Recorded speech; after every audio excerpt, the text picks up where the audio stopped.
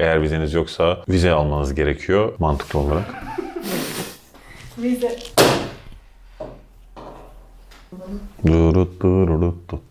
Tomorrowland sponsor ol bize. Gel kızım. Limon da geldi. Limon da geldi. Limon da geldi. Sen de mi çıkacaksın kameraya?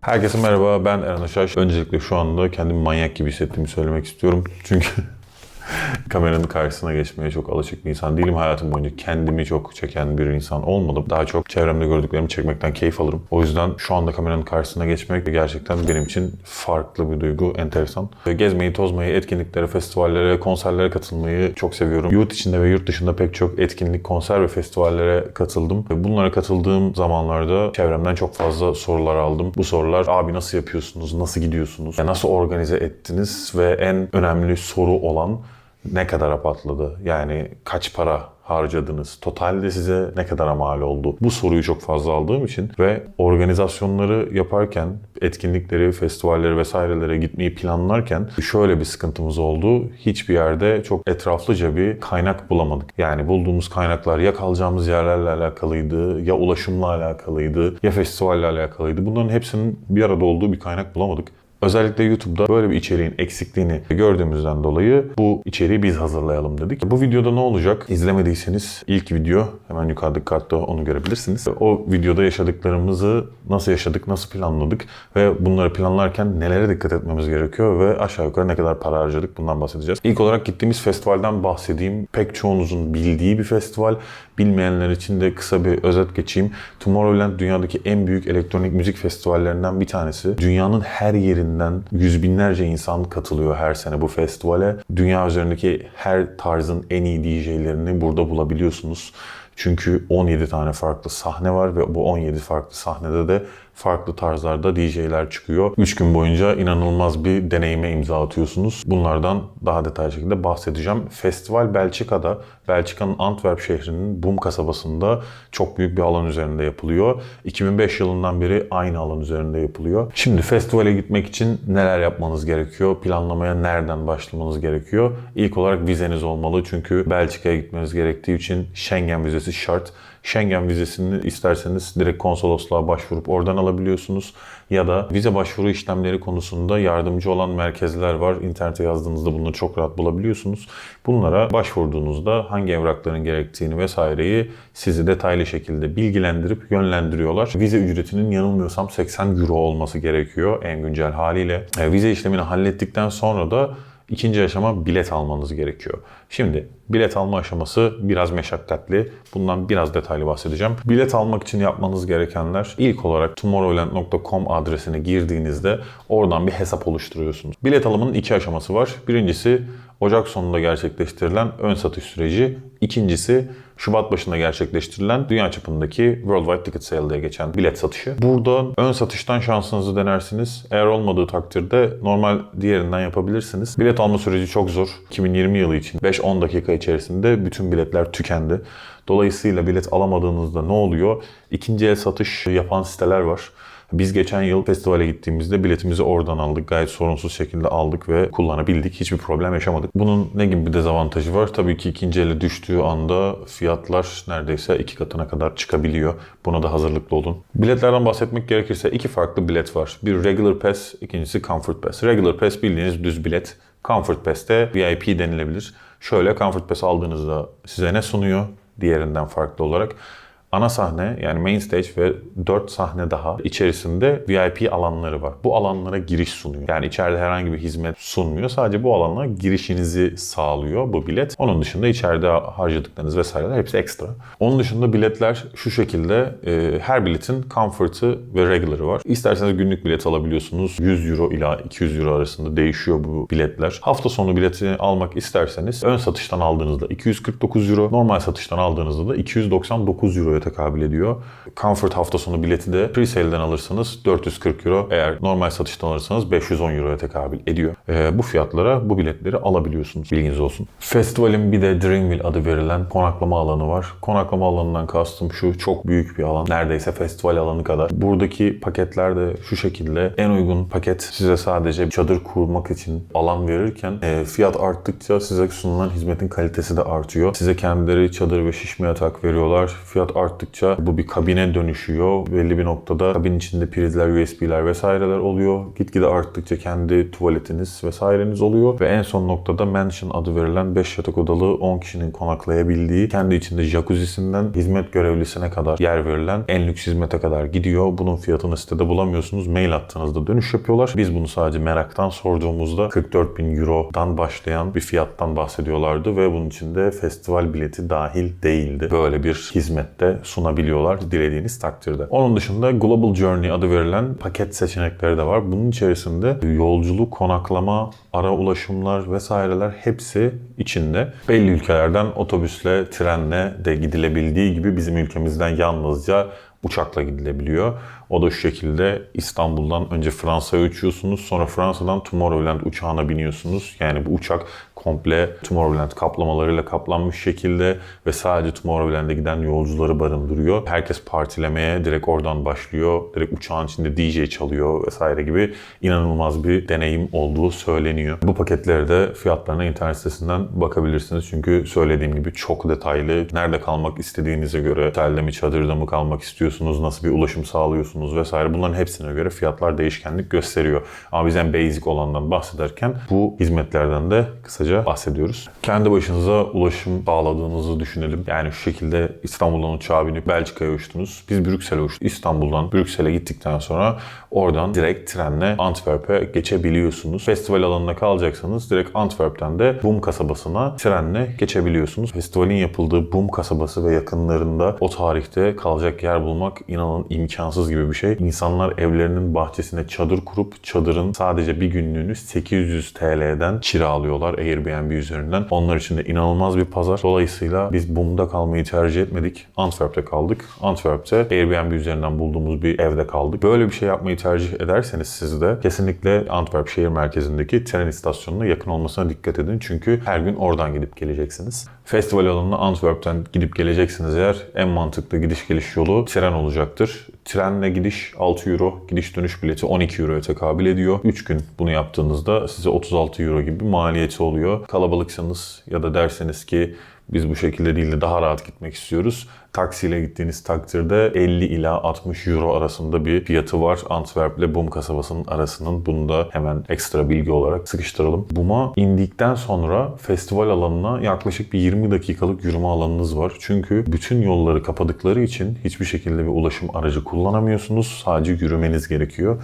Yaklaşık bir 20 dakika yürüyorsunuz. Yürürken yol üzerinde marketler vesaireler var. Yiyecek, içecek ne istiyorsanız hepsini oralardan bulabiliyorsunuz. Hatta yol üzerindeki marketten hazır yapılmış kutu şeklinde kokteyller bile alabiliyorsunuz. Alternatifleri inanılmaz fazla. İlgilenirseniz eğer onlara da bakabilirsiniz. Biletinizi ya da bilekliğinizi almadan önce yapmanız gereken bir aşama daha var. Bu aşamada şu: telefonunuza Tomorrowland app'ini indirmek. Tomorrowland app'ini indirdiğinizde size ne gibi bir faydası olacak? Şöyle, manyetik bilekliğinize para yüklemek için burayı kullanabiliyorsunuz. İçeriye girmeden hangi DJ'in saat kaçta hangi sahnede çıktığının programını app üzerinden görebiliyorsunuz. Oradan istediğiniz DJ'leri beğenerek sizin kendi o günlük programınızı çıkarabiliyorsunuz ve hangi DJ'in hangi sahnede çıktığını size gösteriyor. Burası çok önemli. Neden? Çünkü 17 tane sahne var ve festival alanı inanılmaz büyük.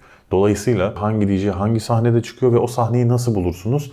App üzerindeki haritadan yapabiliyorsunuz bunu. Bunun yanı sıra bir özelliği daha var. Festivale birlikte gittiğiniz arkadaşlarınızı arkadaş olarak eklediğinizde harita üzerinden GPS'le o kişilerin nerelerde, hangi sahnelerde olduğunu bulup festival alanında birbirinizi kaybetmemiş oluyorsunuz. Bu da müthiş bir özellik gerçekten. Onun dışında festival alanına geldiniz. Henüz içeri giriş yapmadan daha önce biletinizi aldıysanız, size bilekliğiniz geldiyse bilekliğinizi takıyorsunuz ve içeriye giriş yapabiliyorsunuz. Eğer ikinci el bilet aldıysanız da oradaki herhangi bir kişiye gittiğinizde size yardımcı oluyorlar ve bilekliğinizi veriyorlar. Siz de bilekliğinizi takıp uygulamanızla eşleştirdikten sonra İçeriye giriyorsunuz. Kapıdaki güvenlik bizi güler yüzle karşıladı. Hoş geldiniz deyip üzerimizi aradıktan sonra umarım festivaliniz çok güzel geçer ve çok eğlenirsiniz. Keyfini çıkarın deyip gönderdi. Ama güzel bir deneyimdi kesinlikle. Güvenlik aşırı detaylı bir kontrol yapmıyor. Kesici ve delici aletler ve basınçlı, gazlı, yanıcı maddeler konusunda çok hassaslar. İçeriye saç spreyi, deodorant vesaire hiçbir şekilde almıyorlar. Bu sorunu nasıl çözmüşler? Hemen bundan bahsedeyim. Festival alanının belli noktalarında deodorant görevlileri var. Deodorant görevlileri. Her yerde bir kız bir erkek ellerinde deodorantlarla duruyorlar. Tek yapmanız gereken şey karşılarına geçip kollarınızı kaldırmak.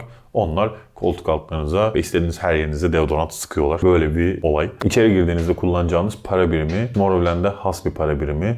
Pearl diye geçiyor, yani inci. Bu inci ne kadar? 1 inci 1.2 euroya tekabül ediyor. Yani bu şekilde düşünebilirsiniz. Ve içerideki fiyatlar kesinlikle abartıldığı gibi aman aman fiyatlar değil. Herhangi bir Avrupa ülkesinde herhangi bir şey yerken ödediğiniz para kadar para ödüyorsunuz. Böyle festivale geldiniz, nasıl olsa burada hani başka bir şey yiyemezler gibi düşünerekten size ekstra bir para geçirmeye çalışmıyor kimse. Hem içecek aldığınız barlar hem de yemek yediğiniz restoranlar çok da pahalı değil. Yani içeride tabii ki çok lüks restoranlar da mevcut. Sadece daha öncesinden rezervasyon yaparak girebildiğiniz ve yemek yiyebildiğiniz restoranlar da var.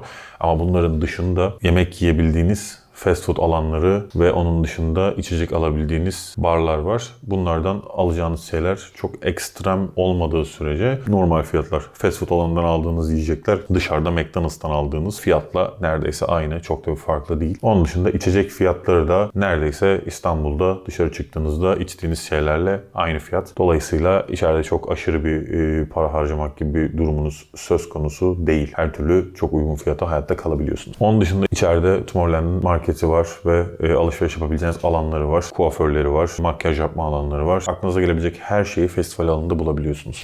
Onun dışında festival alanında size yardımcı olabilecek birkaç öneriden bahsedebilirim. 1. Kesinlikle gitmeden önce app'i indirin. Sevdiğiniz DJ'leri hangi sahnelerde, hangi günler saat kaçta izleyeceğinizi onları favorilerinize atarak kendi günlük planlamanızı kesinlikle çıkarın. Bu size çok yardımcı olacak ve app size performansa 10-15 dakika kala bildirim göndererek sizi uyarıyor. Şu performansa 10-15 dakika kaldı, sahnene gidip yerini al diye. Size vereceğim ikinci öneride içeride hayatımda eşini benzerini görmediğim bir ses sistemi var. Ses seviyesi çok yüksek ve basslar inanılmaz kuvvetli. Dolayısıyla kulağınızla alakalı bir problem yaşıyorsunuz ya da yaşamak istemiyorsanız yanınıza kulak tıkacı alabilirsiniz. Üçüncü önerim rahat ayakkabılar giyin. Biz orada 3 gün geçirdik ve 3 gün içerisindeki adım ortalamamız 40.000'in üzerindeydi. Yani içeride 8-10 saat geçirdiğinizde 40.000 adım kadar adım atabiliyorsunuz ve eğer rahat bir ayakkabı giymezseniz içerisi size gerçekten ızdırap olabilir ya da daha sonrasında ayaklarınız davul gibi şişebilir. Bunu tamamen size bırakıyorum. Ama benim önerim kesinlikle rahat ayakkabılar tercih etmeniz. Dördüncü önerim kesinlikle yanınıza rahat taşınabilir ve hafif bir çanta alın. İçerisine kişisel eşyalarınızı ve orada ihtiyaç duyabileceğiniz temel eşyalarınızı koyabileceğiniz ve rahat taşıyabileceğiniz eşyalar alın. Önerilerim bunlar. Onun dışında şimdi festival deneyimimle alakalı kısa bir paylaşım daha yapacağım. Ondan sonra size total neye mal edebileceğinizi söyleyip videoyu bitireceğim. Tomorrowland karşılığı zaten yarının toprakları gibi düşünebilirsiniz. Hani geleceğin toprakları gibi. İçeri girdiğiniz anda zaten sürekli size iyi davranılması ve içeride gördüğünüz dünyanın her bir noktasından gelen herkesin orada dışarıda kim olduğunu unutup, ne iş yaptığını unutup, ne sorunu olduğunu unutup 3 gün boyunca oraya her şeyi dışarıda bırakıp eğlenmeye geldiğini düşünün. Ve bu insanların oradaki tek derdi eğlenip mutlu olmak. Festival alanına girdikten 5 dakika sonra yaşadığım bir tecrübeden bahsedeceğim çok kısa. Birine çarptım. Çok özür dilerim, iyi misin dediğimde adam bana dönüp bana sarılıp dedi ki dostum burası Tomorrowland. Hepimiz buraya eğlenmeye geldik. Bu tarz şeyler için üzülmeyi boş ver. Hadi gel birlikte eğlenelim deyip koluma girip beni götürüyordu. Yani herhalde bir kişiye mahsus bir şeydir diye düşündüm. Ama daha sonrasında gördüm ki herkes inanılmaz anlayışlı, inanılmaz birbirlerine karşı saygılı. İçeride gerginlik, hiçbir kavga, agresif bir tavır hiçbir şeyle karşılaşmadım. Herkes birbirine karşı mükemmeldi. Herkes sanki egolarını da kenara koymuş ve oraya gelmiş gibiydi. Bu inanılmaz bir şeydi gerçekten ve konserler öncesi, konserler arasında vesairede giren introlarda sürekli size People of Tomorrow diye hitap ediyorlar. Yani yarının insanları diye hitap ediyorlar. Dear people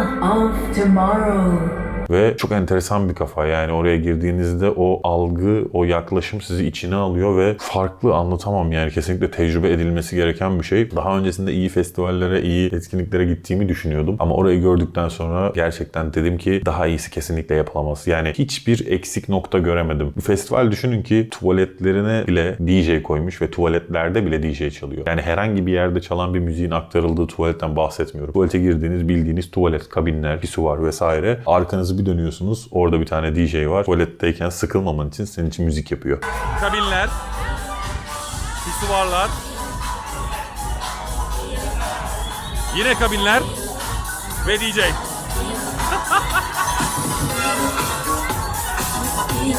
Yani böyle bir olay kesinlikle. Gerçekten dünyanın her yerinden çok farklı karakterlerde, çok farklı yapılarda bir sürü insanla tanıştık ve inanılmaz keyifliydi. Oraya gittikten sonra gerçekten şunu diyebiliyorsun. Abi buradaki enteresan konserlere dünyanın bilet parasını verip gidip içeride güvenlik suratına bakmıyor, sana insan değilmişsin gibi davranıyor. Etkinliğin kuralları çok kötü. İçerideki kitleden zaten bahsetmiyorum. Bunu senede 5 kere, 10 kere yapıyorsan eğer zaten harcadığın para yurt dışında iyi bir festivale gidebileceğin kadar bir para oluyor. Dolayısıyla bunu yapmak yerine senede bir kere oraya giderim. Çıtayı yükseğe koyarım. Orada eğlenirim. Orada keyif alırım.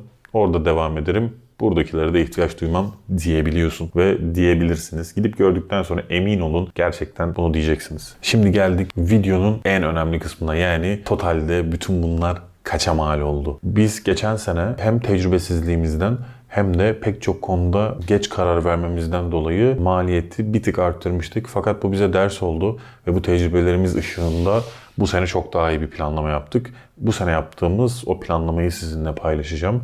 İlk olarak vizenizin olmadığını varsayarak 80 euro vize bedeli. Ön satıştan bileti aldığımızda bilet bedeli 249 euro. İstanbul'dan Brüksel'e uçak bileti 30 euro. Brüksel'den İstanbul'a uçak bileti 150 euro. Brüksel Havalimanı'ndan Antwerp'e trenle gittik ve sonrasında Antwerp'ten trenle döndük. Bunlar 12 eurodan 24 euro. Antwerp'ten festival alanına trenle gidip geldik. 6 gidiş 6 gidiş günlük 12 euro, 3 gün 36 euro. Konaklamada 4 gün 105 euro. Yani totalde size bu festivalin maliyeti 674 euro. Günümüz kuruyla 4827 liraya Tomorrowland'e gidip gelebiliyorsunuz. Bunun dışında artı harcayacağınız şeyler, keyfi yeme içmeler ve keyfi harcamalar. Airbnb'den ev kiraladığınız için dışarıdan alışveriş yapıp mutfağınızda kendiniz pişirip yiyip maliyeti düşürebilirsiniz. Dışarıda restoranlarda yiyebilirsiniz ya da fast food restoranlarında daha ucuza yiyebilirsiniz. Bunlar kesinlikle sizin tercihiniz. Alkol tüketip tüketmemeniz sizin tercihiniz. Ne kadar tüketeceğiniz de sizin tercihiniz. Dolayısıyla buradan sonrası kesinlikle sizin keyfi tercihiniz olacaktır. Ama dediğim gibi 674 euroya, yani 4874 TL'ye Tomorrowland'e gidip gelebiliyorsunuz. İyi bir planlamayla tabii ki. Benim bu konuyla alakalı anlatacaklarım şimdilik bu kadar. Belki benim atladığım şeyler olabilir ya da sizin kafanıza takılan, merak ettiğiniz şeyler olabilir. Bunları videonun altına yorum olarak sorduğunuz takdirde yanıtlayacağım ve size yardımcı olmaya çalışacağım bu konuda. Onun dışında videoyu buraya kadar izlediyseniz ve eğer bu video size bir şekilde yardımı dokunduysa ya da kafanızdaki soru işaretlerini giderdiyse kanalıma abone olup videoyu beğenebilirsiniz. Kanalım çok yeni. Dolayısıyla biraz destek hiç fena olmaz. O yüzden şimdiden desteğiniz için teşekkür ederim.